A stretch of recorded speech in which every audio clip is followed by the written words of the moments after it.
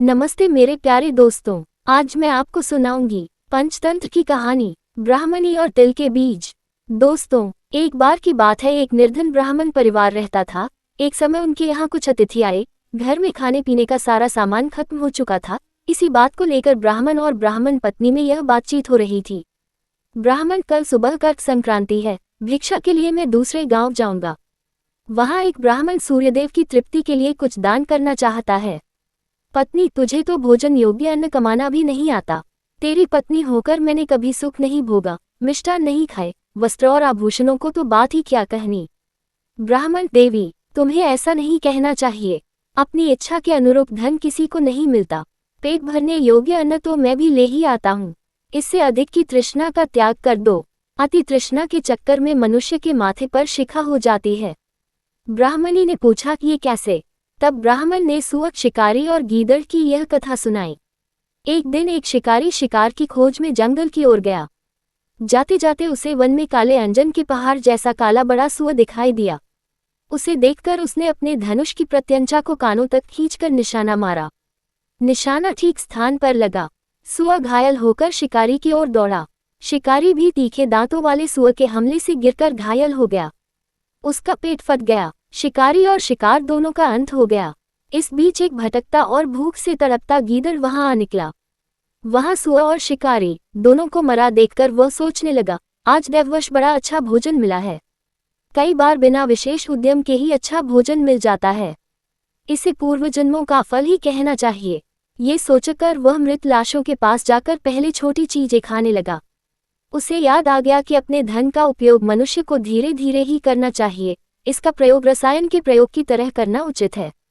इस तरह अल्प से अल्प धन भी बहुत काल तक काम देता है। अतः इनका भोग मैं इस रीति से करूंगा कि बहुत दिन तक इनके उपभोग से ही मेरी प्राण यात्रा चलती रहे। ये सोचकर उसने निश्चय किया कि वह पहले धनुष की डोरी को खाएगा। उस समय धनुष की प्रत्यंचा चढ़ी हुई थी। उसकी डोरी कमान के दोनों सिरों पर कसकर बंधी हुई थी।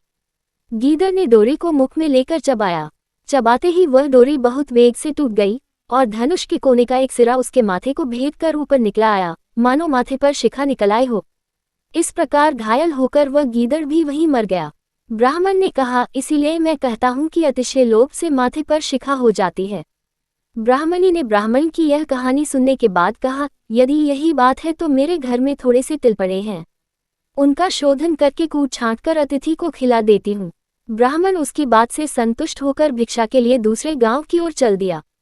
ब्राह्मणी ने भी अपने वचनानुसार घर में पड़े तिलों को छांटना शुरू कर दिया। छांट पछोड़कर जब उसने तिलों को सुखाने के लिए धूप में फैलाया तो एक कुत्ते ने उन तिलों को मूत्र विष्ठा से खराब कर दिया। ब्राह्मणी बड़ी चिंता में पड़ गई। यही तिल थे जिन्हें पकाकर उसने अतिथि को भोजन देना था। बहुत विचार के बाद उसने सोचा कि अगर वह इन शोधित तिलों के बदले अशोधित तिल मांगेगी तो कोई भी दे देगा। इनके उच्छिष्ट होने का किसी को पता ही नहीं लगेगा। ये सोचकर वह उन तिलों को छाछ में रखकर घर घर घूमने लगी और कहने लगी, कोई इन छटे हुए तिलों के स्थान पर बिना छटे तिल दे दे। अचानक ये हुआ कि ब्राह्मणी तिलों को बेचने एक घर में पहुंच गई और कहने लगी कि बिना छटे हुए तिलों के स्थान पर छटे हुए तिलों को ले लो। उस घर की गृहपत्नी जब ये सौदा करने जा रही थी तब उसके लड़के ने, जो अर्थशास्त्र पढ़ा हुआ था, कहा, माता, इन तिलों को मत लो। कौन पागल होगा जो बिना छटे तिलों को लेकर छटे हुए तिल देगा? ये बात निष्कारण नहीं हो सकती। अवश्य में इन छटे तिलों में कोई दोष होगा।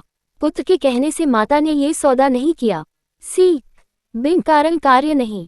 धन्यवाद दोस्तों। वीडियो को लाइक करें और अपनी राय कमेंट बॉक्स में जरूर दें और हाँ, चैनल को सब्सक्राइब भी कर लें ताकि आपको हमारे सारे अपडेट्स मिलते रहें।